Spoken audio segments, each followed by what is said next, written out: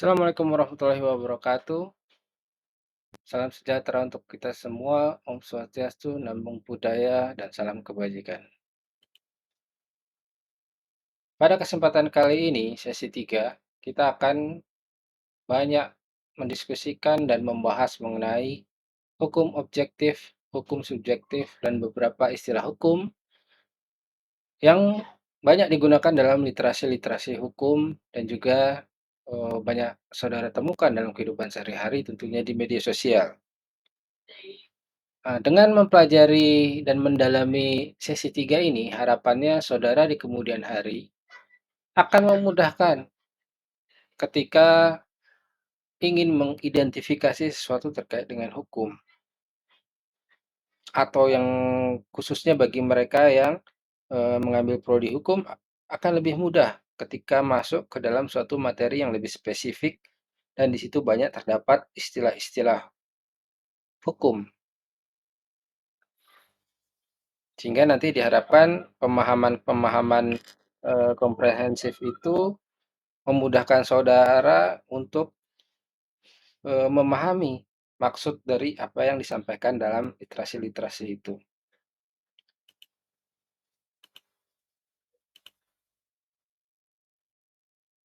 Baik, beberapa mata kuliah pengantar ilmu hukum memulai pembahasan ini dengan terlebih dahulu mendefinisikan mengenai apa itu hukum subjektif.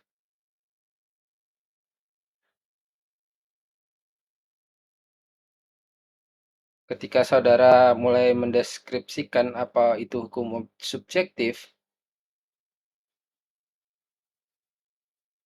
seperti yang disampaikan oleh Van Apeldoorn, tentu saudara akan mengalami kebingungan-kebingungan. Mengapa? Karena apa yang dikemukakan Van Apeldoorn terkait definisi hukum subjektif itu mengandung hukum objektif di dalamnya. Hukum subjektif adalah kewenangan yang diperoleh seseorang berdasarkan sesuatu yang diatur oleh hukum objektif. Tentu ini sulit dipahami. Mengapa? Karena yaitu ketika ingin mendeskripsikan hukum subjektif, Anda terseret untuk mengetahui apa itu hukum objektif. Jika Anda tidak mengetahui apa itu hukum objektif, tentu definisi hukum subjektif sulit untuk dipahami oleh saudara dan saudara sulit untuk mendapatkan gambaran apa yang dimaksud hukum subjektif. Karenanya, eh, bagi saya akan memulai dengan hukum objektif terlebih dahulu. Karena ketika kita memahami definisi dari hukum subjektif, maka kita juga akan dengan mudah untuk memahami apa itu hukum subjektif seperti yang dikemukakan oleh Van Apeldoorn ini sebagai salah satu ilustrasi contoh. Namun sebelum kita masuk hukum objektif, terdapat juga beberapa istilah-istilah hukum seperti hubungan hukum. Karena nanti kita ketika mendefinisikan hukum objektif itu ada kalimat hubungan hukum juga. Nah, lalu apa itu hubungan hukum? Baik, ketika saudara sudah mendalami pada sesi-sesi sebelumnya, sesi 1, sesi 2, ketika saudara memberikan definisi hasil pemikiran saudara terkait definisi apa itu hukum, apa itu norma, dan segala macam, tentu saudara sudah tidak asing lagi apa yang dimaksud dengan hubungan hukum karena adanya suatu interaksi antara individu-individu.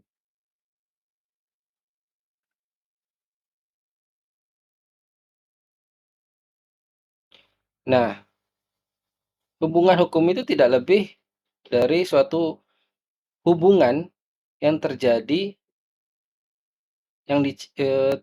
karena individu dan individu saling berinteraksi. Bagaimana mereka berinteraksi bagaimana hubungan interaksi mereka, itulah yang dimaksud dengan hubungan hukum. Karena interaksi mereka adalah objek dari hukum, norma hukum sebagaimana saudara dalami pada, sesi sebelumnya. Jadi,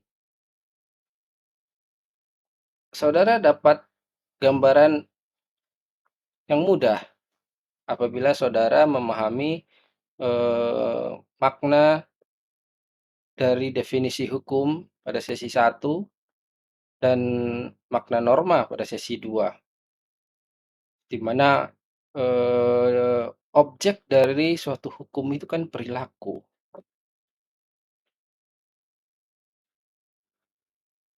Nah, disinilah saudara akan memahami apa itu hubungan hukum. Jadi hubungan hukum itu tidak lain atau tidak bukan adalah hubungan yang terjadi di antara individu-individu yang saling berinteraksi yang diatur oleh hukum.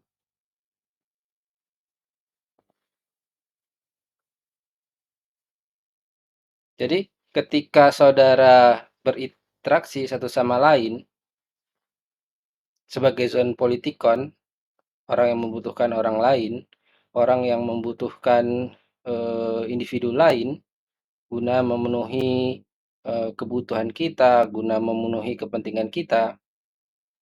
Nah, hubungan saya ketika memenuhi kebutuhan dengan orang lain itu diatur dalam suatu hukum. Nah, hubungan-hubungan itulah yang dinamakan hubungan hukum.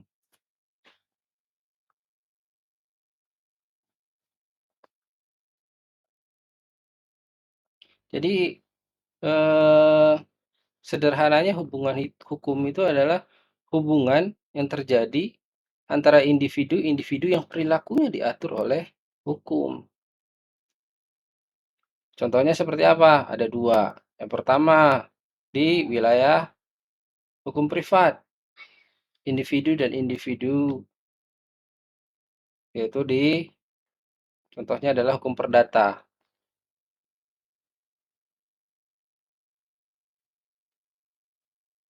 Perdata sederhana misalnya, hukum mengatur jual beli, hukum mengatur sewa, hukum mengatur gadai, hukum mengatur utang piutang, hukum mengatur perjanjian.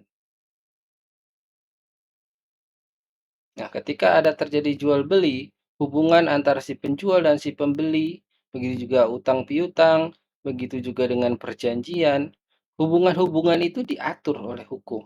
Itulah hubungan hukum dalam sektor privat.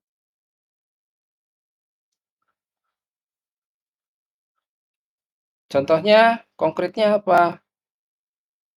Kitab Undang-Undang Hukum Perdata yang mengatur hubungan hukum antara orang dan orang, interaksinya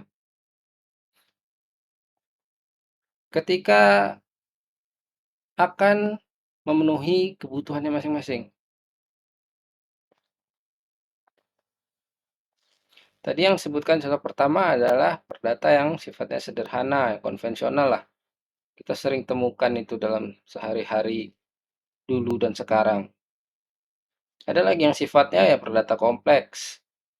Misalnya pendirian badan usaha, anjak piutang, transfer pricing, perjanjian komoditas, dan sebagainya. Nah, itu diatur oleh hukum. Misalnya hubungan hukum antara seseorang dengan seseorang yang berjanji menempatkan sebagian modalnya untuk mendirikan suatu perusahaan yang bergerak di bidang misalnya perikanan. Itu diatur hubungan hukumnya dalam Undang-Undang Perseroan Terbatas.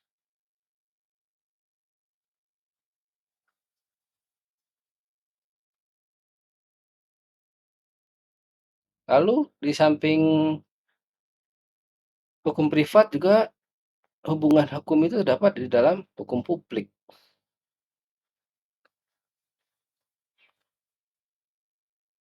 Ketika seseorang berinteraksi ternyata dia bermaksud dengan itikat tidak baik menguasai barang seseorang yang bukan barang seseorang, yang berada di dalam kekuasaannya, misalnya penggelapan, atau ingin menguasai barang seseorang dengan menggunakan tipu muslihat, misalnya itu penipuan. Nah, hubungan yang demikian itu sudah diatur dalam suatu hukum, undang-undang, yaitu apa? Kitab Undang-Undang Hukum Pidana. Ketika saling berhubungan, terjadi suatu konflik, dan terjadi suatu pemukulan, itu pun diatur. Hubungannya seperti apa? Dalam hukum pidana dikategorikan sebagai penganiayaan. Demikian seterusnya.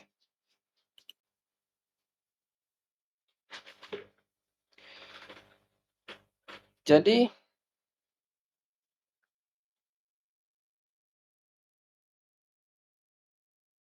hubungan hukum yang sebagaimana tadi dimaksud, di mana ada satu hubungan antara individu dengan individu, individu dengan masyarakat, individu dengan negara, masyarakat dengan negara. Hubungan-hubungan hukum itu diatur di dalam suatu undang-undang yang sifatnya makro, umum, high level. Jadi dia mengatur, aturan undang-undang ini mengatur perilaku bagaimana jika seorang melakukan penganiayaan, bagaimana seorang jika melakukan penipuan, dan sebagaimana seseorang jika melakukan suatu perbuatan hukum, perjanjian, jual beli, dan segala macam. Aturan-aturan itu sifatnya makro, umum, atau dalam bahasa bisnis sering mengatakan itu sebagai bentuk dari satu tatanan high level. Tidak detail, tidak spesifik, tapi mengatur mengenai apa yang boleh dan apa yang tidak.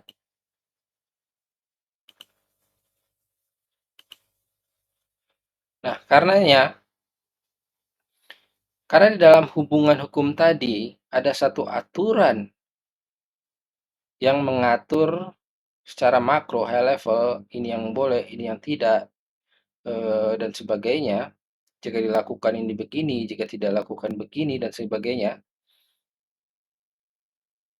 Itu dengan pemahaman itu kita bisa menarik definisi dari hukum objektif, yang tidak lain atau tidak bukan bahwa hukum objektif itu merupakan suatu norma hukum yang bersifat umum, makro, yang mengatur hubungan hukum di masyarakat tentang bagaimana masyarakat berinteraksi. Boleh, tidak boleh, baik dalam lingkup hukum privat maupun hukum pidana. Sorry, dalam privat maupun hukum publik, pidana, administrasi negara, tata negara.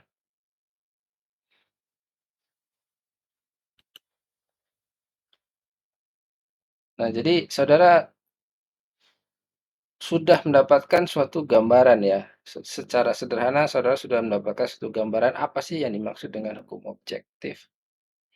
Jadi hukum objektif itu tidak lebih dan tidak bukan adalah norma hukum yang bersifat umum, makro, yang mengatur hubungan-hubungan interaksi di antara individu dengan individu, individu masyarakat, individu dengan negara, masyarakat dengan negara.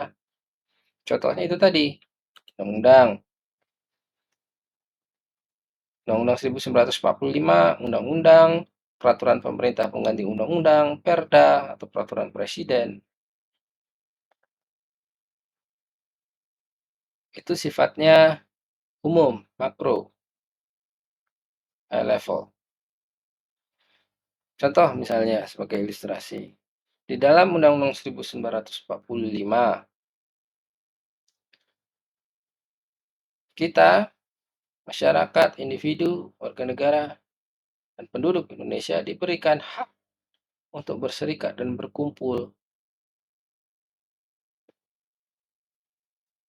Nah, bagaimana implementasi dari diberikannya hak berserikat dan berkumpul? Itu tidak diatur dalam Undang-Undang Dasar 1945. Undang-Undang 1900 Dasar 1945 hanya mengatur Anda boleh berserikat dan berkumpul yang merupakan hak saudara. Konstitusi memberikan hak itu. Tapi bagaimana konstitusi memberikan haknya secara detail, itu tidak diatur dalam Undang-Undang Dasar 1945. Karenanya untuk mewujudkan, amanat dari Undang-Undang Dasar 1945 ini, ada Undang-Undang Ormas, pembentukan dan pendirian organisasi masyarakat, Undang-Undang Ormas. Nah, di dalam Undang-Undang Ormas itu mengatur ormas yang bagaimana, ormas yang seperti apa, yang boleh berdiri di wilayah NKRI, apa saja haknya dan kewajibannya, apa yang boleh dan apa yang tidak boleh ketika mereka berinteraksi dengan masyarakat. Namun tidak, sekali lagi Undang-Undang Ormas melaksanakan amanat dari Undang-Undang 1945, mendetailkan dalam Undang-Undang Ormas, namun belum spesifik bagaimana, syarat apa saja untuk mendirikan Undang-Undang Ormas. Mendirikan organisasi masyarakat atau suatu perkumpulan.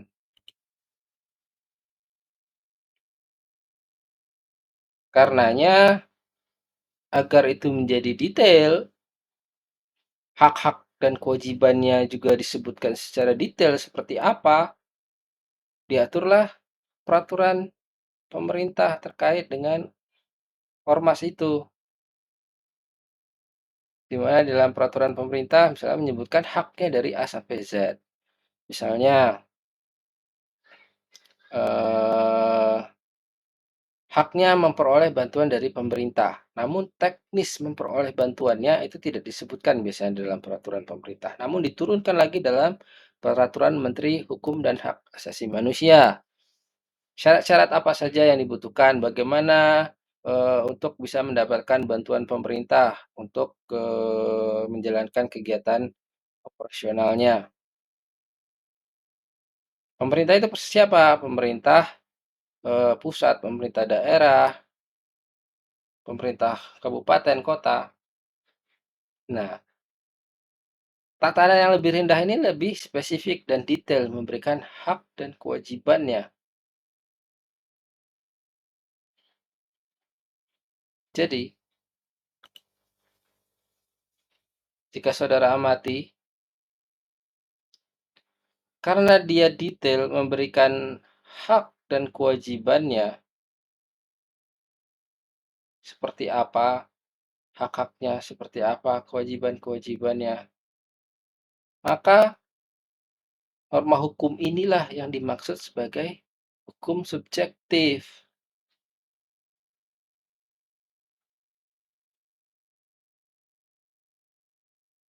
Jadi saat ini saudara sudah mempunyai gambaran ya mengenai apa yang dimaksud hukum subjektif. Jadi hukum subjektif itu lebih detail karena dia memberikan hak dan kewajiban kepada, ilustrasinya tadi adalah individu masyarakat yang ingin mendirikan organisasi masyarakat. Kita tahu bahwa individu dan masyarakat adalah subjek hukum ya.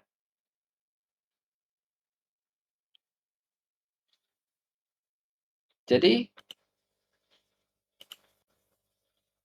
dari situ kita dapat gambaran untuk menarik definisi apa itu yang dimaksud hukum subjektif.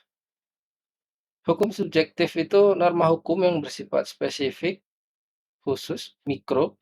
Kalau dalam orang-orang ekonomi biasanya menggunakan makro dan mikro yang memberikan pengaturan detail hak dan kewajiban sebagaimana diatur dalam hukum objektif. Nah, inilah yang dimaksud oleh Van Apeldoorn tadi.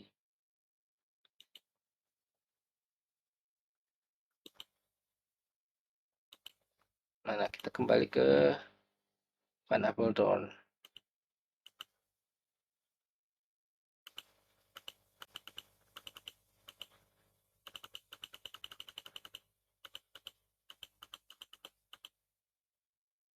Ini, Hukum subjektif adalah kewenangan diperoleh seseorang berdasar sesuatu yang diatur oleh hukum objektif. Nah, dengan gambaran ilustrasi tadi tentu saudara sudah dapat memahami apa itu hukum subjektif dan apa itu hukum objektif. Hukum subjektif itu norma hukum. Sederhananya, hukum subjektif itu adalah norma hukum yang memberikan hak dan kewajiban kepada subjek hukum tentang apa yang boleh dan apa yang tidak boleh berdasarkan norma hukum makronya, hukum objektifnya. Nah, kurang lebih seperti itu. Saya kira itu tidak sulit untuk dipahami ya setelah mendapat gambaran mengenai eh, hukum subjektif, hukum objektif, beserta dengan contohnya. Jadi kita menggunakan contoh ormas ya. Ada beberapa contoh-contoh yang lain. Biasanya undang-undang itu selalu demikian. Yang di atas itu biasa sifatnya adalah makro. Jadi dia tidak detail mengurus suatu hak-hak dan kewajiban seseorang, tapi mengatur hubungan hukumnya dari A sampai Z. Begini, begini, begini, begini. Ini yang boleh, ini yang tidak boleh. Kalau ini begini harus begini. Itu seperti itu. Itu levelnya level undang-undang biasanya. Undang-undang dasar, undang-undang seperti yang tadi telah disebutkan. Nah, untuk level detail itu biasanya dari peraturan pemerintah, peraturan menteri, peraturan gubernur, peraturan wali kota, itu lebih detail. Bagaimana dia harus mendapatkan hak-hak dan kewajibannya, bagaimana mengatur hak dan kewajibannya. Itu yang dinamakan hukum subjektif. Baik, setelah saudara memahami apa itu hukum objektif, apa itu hukum subjektif, di mana hukum objektif dan hukum subjektif itu pada dasarnya membahas hubungan hukum, hak kewajiban, interaksi individu masyarakat, individu dengan masyarakat, individu dengan masyarakat, masyarakat masyarakat, individu dengan negara, masyarakat dengan negara. Nah, ketika membahas hubungan hukum itu tadi, itu selalu tidak akan lepas dengan namanya istilah-istilah hukum yang banyak ini. Ada yang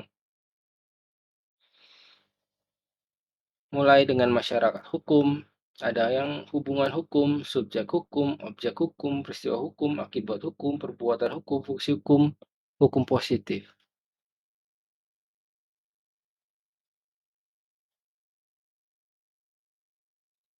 Ini baru pengantar ya, ini belum masuk ke yang lebih detail lagi. Tapi setidaknya pemahaman ini, karena ini pengantar, ini akan memudahkan saudara nantinya ketika akan mendalami ilmu hukum, khususnya bagi mereka yang ambil prodi hukum.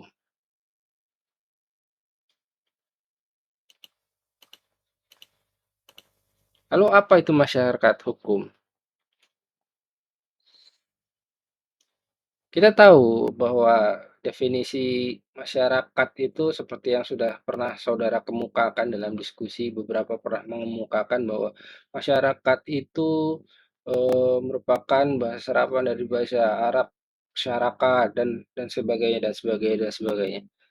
Saudara sudah tahu mengenai definisi dari masyarakat dan saudara juga sudah tahu mengenai definisi apa itu hukum. Lalu apa masyarakat hukum itu? Mudahnya, saudara tinggal menggabungkan antara dua definisi itu tadi.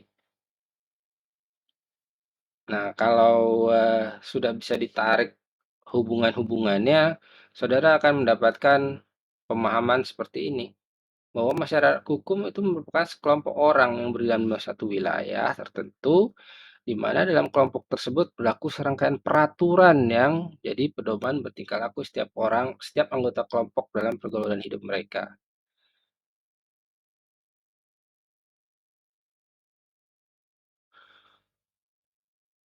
Ini adalah yang dinamakan dengan masyarakat hukum? Bukan. itu adalah masyarakat dengan masyarakat norma. Saudara tentu sudah mulai, saudara sudah memahami apa itu norma dan norma hukum kan? Nah, ketika sekelompok orang berdiam dalam satu wilayah tertentu, dalam kelompok tersebut berlaku serangkaian peraturan yang menjadi pedoman bertingkah laku bagi setiap anggota kelompok dalam pergaulan hidup mereka. Ketika berinteraksi mereka suatu punya pedoman, dalam pengertian itu adalah pengertian dari norma. Jadi sebenarnya itu bukanlah definisi dari masyarakat hukum, tapi lebih kepada masyarakat dengan norma adat, atau masyarakat adat, atau masyarakat dengan norma agama, atau masyarakat agama. Lalu apa itu masyarakat hukum? Ya itu tadi, definisikan hukum, definisikan masyarakat, lalu kita tarik pemahamannya. Apa itu hukum? Saudara tentu sudah mengetahui apa itu hukum, apa itu norma hukum kan? Nah, ada perbedaan antara norma dan norma hukum. Norma dan norma hukum itu memang sama-sama aturan. Aturan pedoman perilaku.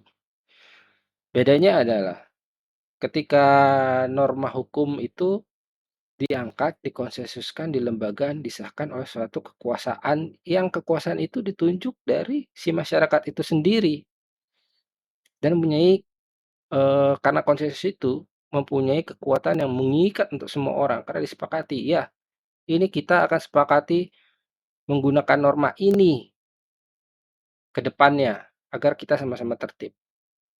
Karena itu menjadi suatu norma hukum. Lalu kalau bagaimana dengan masyarakat hukum?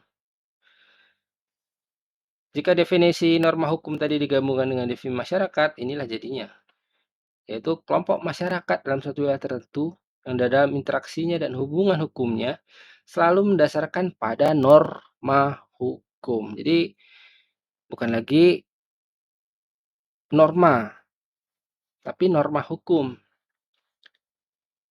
Dalam satu negara berdaulat, selalu norma hukum adalah satu norma konsensus utama dalam setiap hubungan masyarakatnya. Karena masalah yang demikian disebut masyarakat hukum.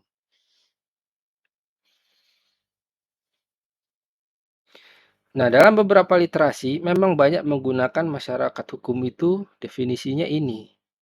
Sekelompok orang yang bilang misalnya bla bla bla bla bla, namun tidak membedakan apa itu masyarakat adat dan masyarakat hukum. Agak membingungkan.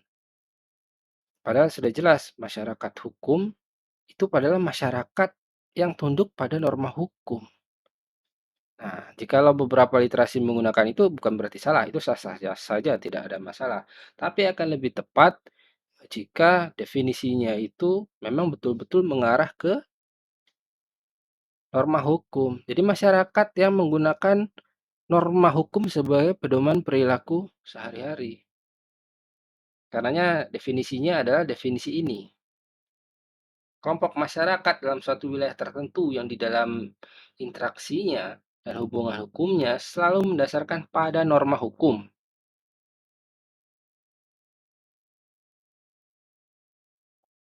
Dalam suatu negara berdaulat. Jadi masyarakat, kelompok masyarakat itu kok di dalam suatu negara berdaulat sudah pasti itu, masyarakat hukum, karena negara berdaulat itu norma utamanya norma hukum. Kenapa? Karena konsensus itu tadi, saudara sudah mempelajari sebelumnya mengenai, bagaimana proses norma menjadi norma hukum, bagaimana Pancasila menjadi Undang-Undang Dasar 1945. Nah, kurang lebih seperti itu, eee, pemahamannya. Lalu ada istilah subjek hukum. Tadi saudara, telah memahami apa yang dimaksud dengan hukum subjektif. Norma hukum yang memberikan hak dan kewajiban bla bla bla bla bla. Lalu bagaimana dengan subjek hukum? Sama atau berbeda? Subjek hukum, hukum subjektif itu merupakan dua hal yang berbeda. Lalu apa itu subjek hukum? Kalau tadi kita membahas hukum subjektif adalah norma hukumnya. Kalau subjek hukum kita membahas individu, person, yang mendapatkan hak dan kewajibannya itu.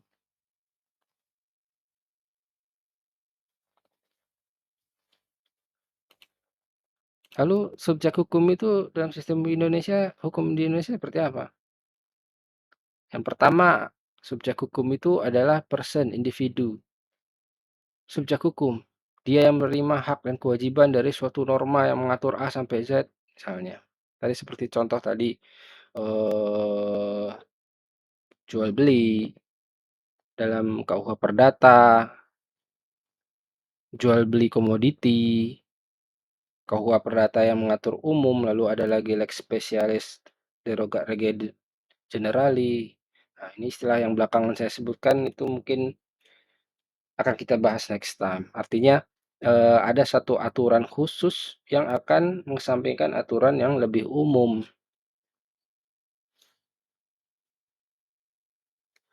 Kita kembali kepada subjek hukum. Jadi subjek hukum adalah itu pihaknya, pribadinya yang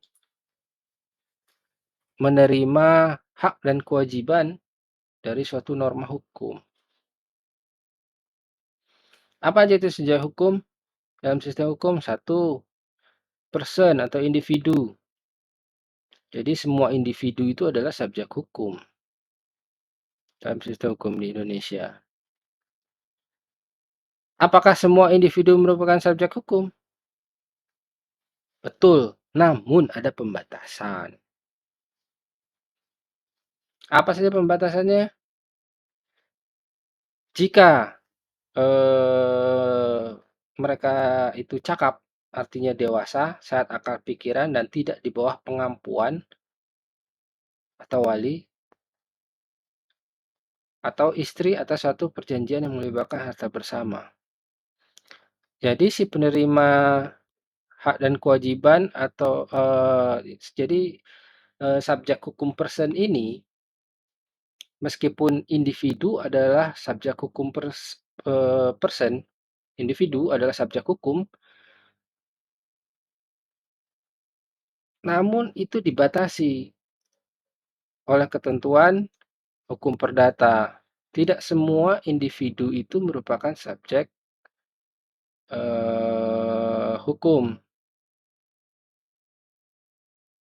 Pada dasarnya iya, tapi tidak semua.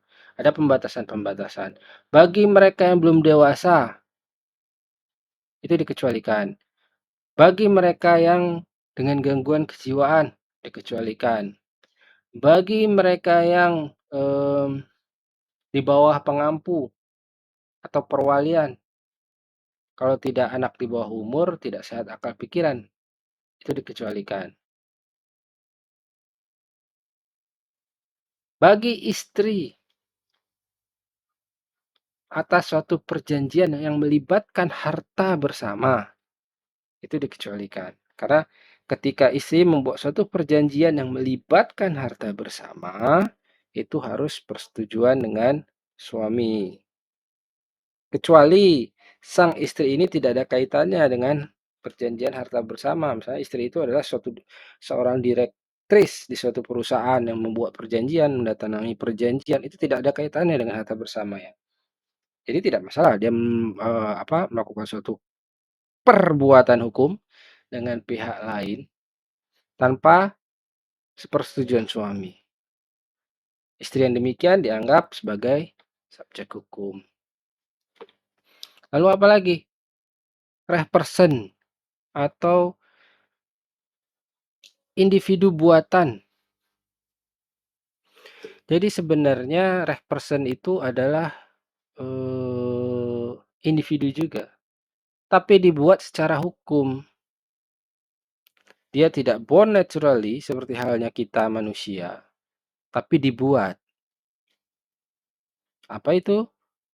Badan hukum yang meliputi perseroan terbatas, yayasan, dan koperasi.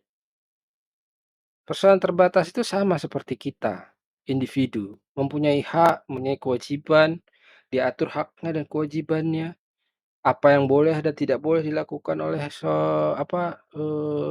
perseroan terbatas. Contohnya kewajibannya adalah kewajiban terhadap lingkungan, misalnya, kamu PT boleh melakukan usaha, tapi tetap memperhatikan lingkungan ya. Kamu nggak boleh begini PT, kamu nggak boleh begitu, nggak boleh nanti, limbah-limbahnya kamu buang di sini, buang sini. Kamu harus mempunyai pengolahan limbah sendiri, misalnya seperti itu.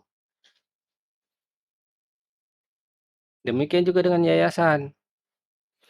Yayasan, kamu karena, badan hukum sosial yang non-profit dan segala macam, untuk operasinya yayasan dapat memperoleh bantuan pendanaan dari pemerintah, baik pusat maupun daerah, diberikan haknya sebagai subjek hukum.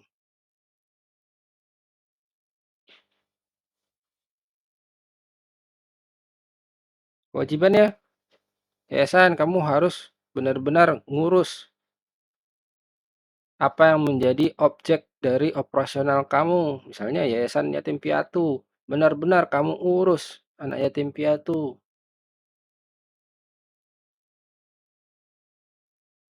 Yayasan duafa, kamu benar-benar ngurus duafa. Bagaimana kalau misalnya tidak dilakukan tidak dilakukan kewajiban-kewajiban yang kena sanksi? PT, sanksinya administratif. Apa itu? Ganti rugi, misalnya dia mencemari lingkungan, yang merupakan kewajibannya untuk tidak mencemari, harus punya IPAL dan segala macam, tapi dia mencemari, dia diberi kewajiban untuk mengganti rugi.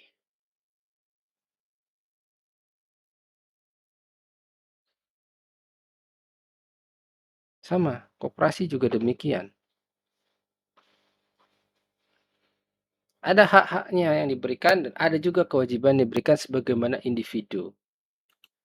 Oke, itu gambaran mengenai subjek hukum. Lalu apa itu objek hukum? Objek hukum itu seperti juga yang sudah saudara dalami pada sesi 1 dan 2, adalah segala sesuatu yang menjadi pokok pengaturan hukum. Pokok pengaturan hukum, itu objeknya. Ini ada dua, objek hukum dalam arti sempit. Jadi yang diatur di dalam hukum itu, dalam arti sempit itu benda. Benda pun masih terbagi lagi, ada benda berwujud, yang meliputi benda bergerak dan tidak bergerak, benda tidak berwujud. Lingkupnya itu biasanya masuk dalam lingkup hukum privat, perdata.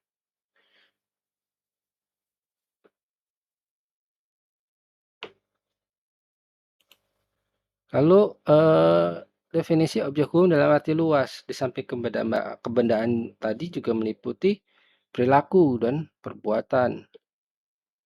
Seperti misalnya objek hukum publik, itu adalah perilakunya, perbuatannya yang diatur. Misalnya pidana tidak boleh membunuh, tidak boleh menganiaya, tidak boleh menghina, tidak boleh A sampai Z. Demikian juga dengan tata negara. Bagaimana, interaksi-interaksi di antara suatu lembaga negara, ada yudikatif, ada legislatif, ada eksekutif, punya hak masing-masing dan kewajiban masing-masing. Demikian juga dengan hukum administrasi negara. Beberapa literasi memang menggambarkan bahwa objek hukum itu punya definisi tunggal. Namun, dari sisi saya tidak demikian, bahwa objek hukum itu mempunyai dua sudut pandang. Dalam arti sempit, ya betul ya apa yang dimaksud dengan objek hukum itu adalah benda, hanya benda. Tapi dalam arti luas juga adalah perilaku. Sebagaimana kita mempelajari mengenai definisi hukum itu sendiri dari sejak awal.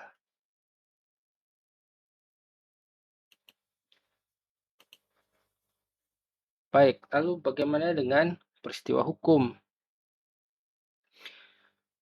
Peristiwa hukum yaitu suatu peristiwa yang terjadi di mana perbuatan-perbuatan dalam peristiwa tersebut diatur dalam hukum, menimbulkan akibat hukum, serta menyebabkan yang mengatur ditegakkan.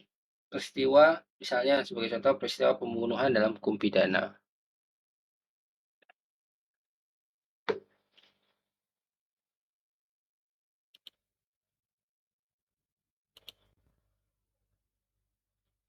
Jadi peristiwa hukum itu adalah suatu peristiwa, kejadian yang ada sangkut pautnya dengan hukum.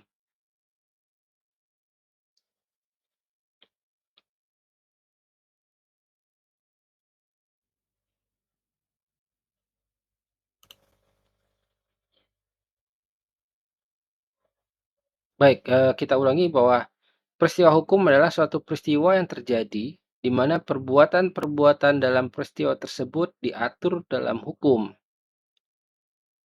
dan menimbulkan akibat hukum, serta menyebabkan hukum yang mengatur ditegakkan.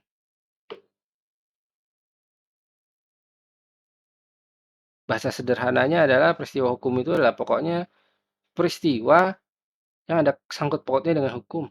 Bahasa sederhananya seperti itu.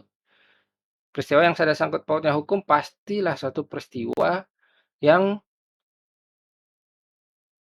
perbuatan-perbuatannya itu diatur oleh hukum dan menimbulkan akibat hukum. Sebagai ilustrasi di sini adalah hukum pidana. Jadi ketika ada suatu pembunuhan, pembunuhan itu adalah peristiwa hukum. Karena apa? Karena perbuatan membunuh itu diatur dalam undang-undang, dilarang membunuh.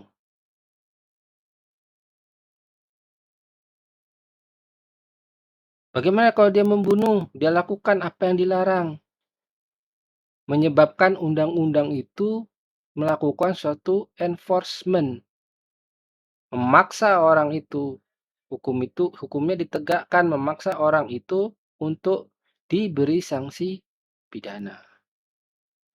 Itu dari sisi hukum publik pidana. Demikian juga peristiwa hukum dari sisi hukum privat. Sebagai contoh misalnya suatu perseroan terbatas tidak lagi dapat melaksanakan kewajibannya dalam membayar hutang, dua hutang yang telah jatuh tempo. Akhirnya dilikuidasi, dibekukan, froze. Sehingga perseroan terbatas itu sudah tidak dapat lagi melaksanakan hak dan kewajibannya sebagai reh person, individu hukum. Dia tidak boleh lagi membuat perjanjian dengan pihak manapun. Dia tidak boleh lagi melakukan perbuatan hukum apapun. Dengan catatan harus melalui izin dari kurator yang ditunjuk ketika itu dilikuidasi. Nah, peristiwa itu adalah peristiwa hukum dilikuidasinya suatu perseroan terbatas. Likuidasi belum tentu bankruptcy ya, belum tentu bangkrut dalam bahasa Indonesia.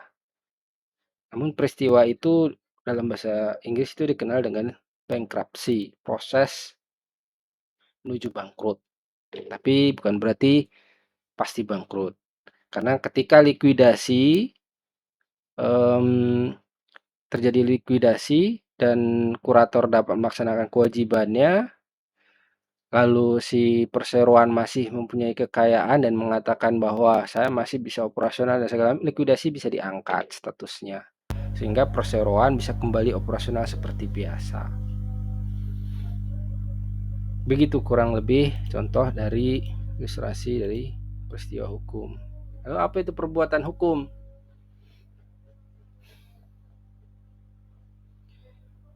Tadi sempat kita menyinggung bahwa peristiwa hukum itu di dalamnya ada perbuatan-perbuatan yang diatur oleh hukum. perbuatan hukum sendiri dalam arti luas itu merupakan perbuatan subjek hukum yang menimbulkan hak dan kewajiban atas suatu hubungan hukum yang akibatnya diatur oleh hukum. Meliputi pidana, administrasi, itu dalam ranah hukum publik. Sebagai ilustrasi, misalnya mengendarai motor di jalur pejalan kaki. Jadi ketika dia melakukan itu, ada suatu aturan. Anggaplah itu undang-undang lalu lintas jalan raya. Kendaraan roda 2, kendaraan roda 4 harus berjalan di jalan yang telah disediakan bla bla bla bla bla bla. Di bawah itu ada aturan Perda. Ada aturan Pergub, Perwali bahwa disediakan pedestrian untuk pejalan kaki bla bla bla bla di samping jalan raya dan segala macam yang peruntukannya untuk pejalan kaki.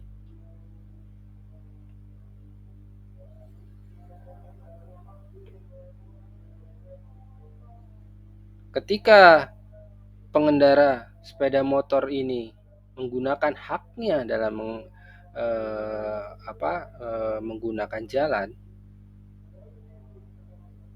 tapi dia ternyata menggunakan jalan yang tidak diperuntukkan untuk motor, yaitu di pedestrian misalnya ketika macet, maka perbuatan dia itu, karena itu tadi diatur dalam suatu norma hukum, tidak boleh. Itu hanya peruntukannya pejalan kaki. Ketika itu digunakan bukan pejalan kaki, maka akan dikenakan denda administrasi atau tilang. Misalnya seperti itu. Nah, timbullah kewajiban bahwa terhadap dirinya akan dikenai sanksi.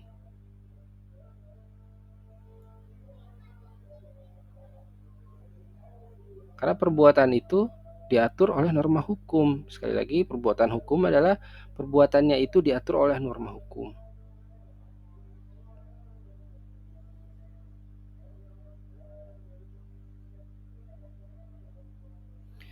Lalu bagaimana dalam arti sempit? Dalam arti sempit yaitu sebagaimana definisi yang dikemukakan oleh R. Suroso. Perbuatan hukum adalah setiap perbuatan subjek hukum, manusia atau badan hukum yang akibatnya diatur oleh hukum. Karena akibat itu bisa dianggap sebagai kehendak dari yang melakukan hukum. Kehendak dari yang melakukan hukum. Ini pendapat dari R. Suroso. Kehendak dari yang melakukan hukum. Kehendak. Ini tidak berlaku dalam lingkup pidana. Makanya tadi dalam arti luas itu ini meliputi pidana. Perbuatan pidana yang menyalahi aturan pidana itu termasuk perbuatan hukum juga. Tapi kalau mengikuti pendapat dari R. Suroso, perbuatan hukum yang tadi pidana itu tidak masuk karena di sini ada kehendak. Dalam pidana tidak selalu ada kehendak. Dalam pidana itu, perbuatan pidana itu yang merupakan perbuatan hukum itu, misalnya membunuh atau menipu,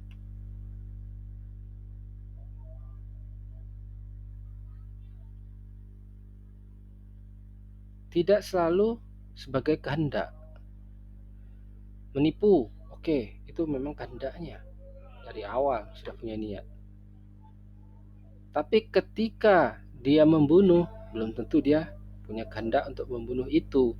Ada yang namanya sengaja, ada yang namanya lalai, yang menyebabkan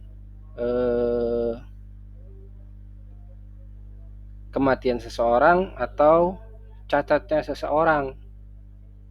Dalam hukum itu, hukum pidana itu ada yang disengaja, ada yang lalai. Kedua-duanya dipidana. Baik saudara lalai maupun sengaja ketika menyebabkan terbunuhnya seseorang atau menyebabkan cacatnya seseorang, saudara dipidana. Ilustrasinya adalah ketika saya ingin membunuh si A dengan meracuni minumannya, ternyata si B datang dan yang meminum minuman yang diperuntukkan oleh si A itu adalah si B, akibatnya B mati, itu bukan kehendak dari si pemberi minuman untuk membunuh B. Kehendaknya adalah A. Nah, itu salah satu ilustrasinya bahwa di dalam hukum pidana itu tidak selalu kehendak dari yang melakukan hukum. Jadi perbuatan hukum itu tidak hanya meliputi di dalam sektor hukum privat saja, tapi juga meliputi hukum publik. Perbuatan-perbuatan intinya adalah perbuatan-perbuatan yang dimana perbuatan itu diatur oleh ketentuan norma hukum. Bisa privat, bisa publik.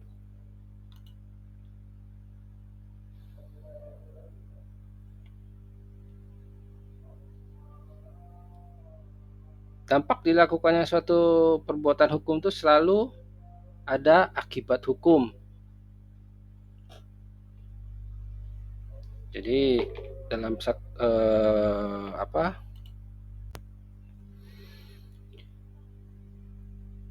kita mempelajari perbuatan hukum, tapi di dalam perbuatan hukum ini ternyata ada menyebutkan apa yang dimaksud dengan akibat hukum.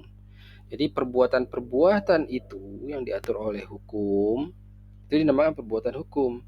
Setiap perbuatan hukum itu pasti mempunyai suatu akibat, namanya akibat hukum. Akibat hukum adalah akibat dari dilakukannya suatu perbuatan hukum. Sederhananya seperti itu.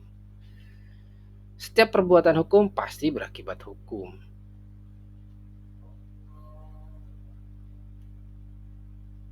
Contohnya bagaimana?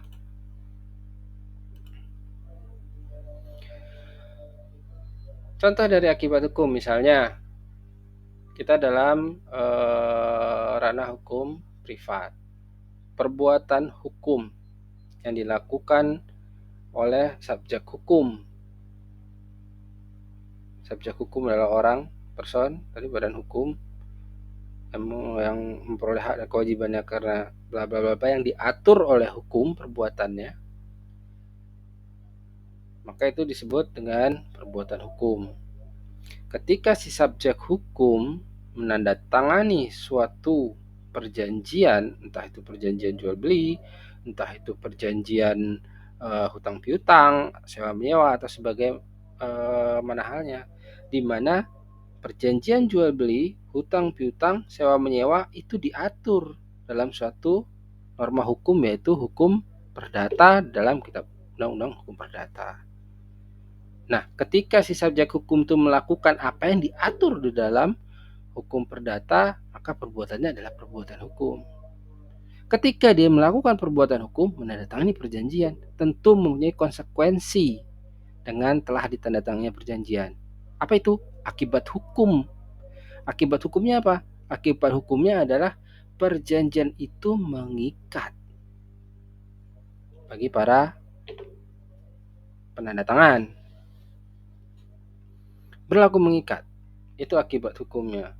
Semua syarat yang diperjanjikan berlaku mengikat. Kalau diperjanjikan misalnya ada haknya dia untuk dibayar, maka hak untuk dibayar itu wajib dilakukan. Misalnya di dalam satu perjanjian ada kewajiban untuk melakukan sesuatu, maka perbuatan melakukan sesuatu itu wajib dilakukan.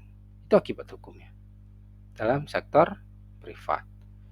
Bagaimana di sektor publik? Sama halnya dengan sektor privat. Kalau kita mengambil contoh pembunuhan, misalnya, dilarang untuk membunuh. Dia melakukan perbuatan membunuh. Ada akibat hukumnya?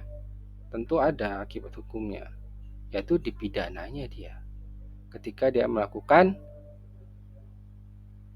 pembunuhan itu tadi.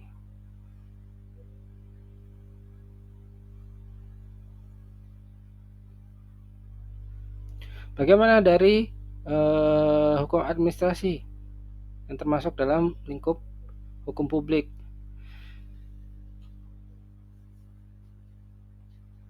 Misal,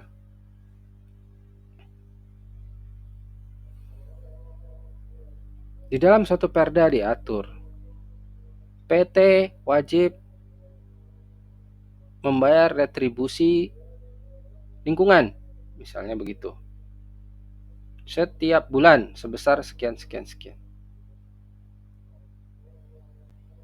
Ketika PT tidak melakukan perbuatan yang diatur di dalam hukum, maka akan mempunyai akibat hukum. Apa itu? Didenda. Dia akan diberikan peringatan. 1, 2, denda, hingga yang terburuk adalah pembekuan izin, dan terburuk adalah pencabutan izin. Itu akibat hukumnya. Saya rasa tadi dari istilah-istilah tadi itu tidak sulit untuk dimengerti ya. Apa itu masyarakat hukum, akibat hukum, perbuatan hukum, objek hukum, subjek hukum. Saya rasa itu mudah untuk dimengerti. Lalu ada istilah hukum positif. Apa itu hukum positif? Adakah hukum negatif? Kan?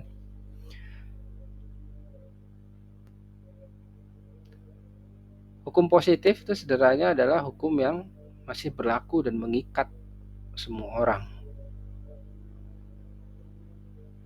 Jadi ketika kita berbicara mengenai harus sesuai dengan hukum positif, yang dimaksud adalah hukum yang berlaku yang masih mempunyai sifat mengikat. Jika suatu hukum belum diberlakukan dan belum mempunyai sifat mengikat, itu belum bisa dikatakan sebagai hukum positif. Misalnya rancangan undang-undang. Itu norma hukum.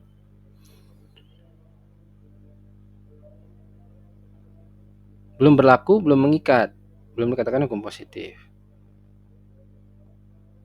Pernah berlaku pun disebut bukan hukum positif. Misalnya Undang-Undang 13 tahun 2003 tentang ketenagakerjaan direvisi oleh Undang-Undang Cipta Kerja.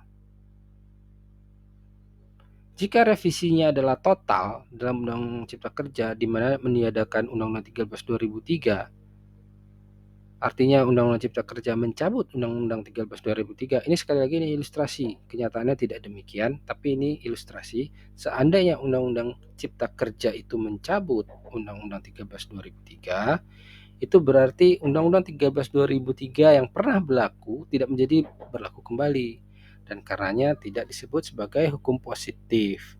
Tapi apakah itu dapat disebut hukum? Bisa. Masih dalam kategori norma hukum, tapi bukan hukum positif. Baik, ya. Selanjutnya kita masuk ke dalam fungsi hukum. Ketika saudara mendalami definisi hukum, definisi norma hukum, perilaku masyarakat, objek hukum, dan segala macam, tentunya saudara punya gambaran. Oh, jadi hukum itu fungsinya seperti ini ya. Nah, itulah yang dimaksud dengan fungsi hukum. Fungsi hukum itu pada dasarnya adalah peranan hukum sebagai apa dalam mewujudkan tujuan hukum.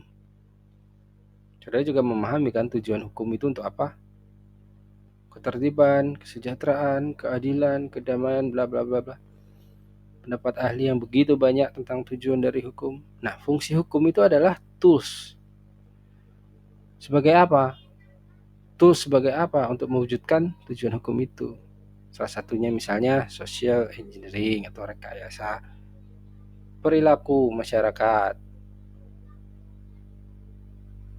Lalu apa lagi?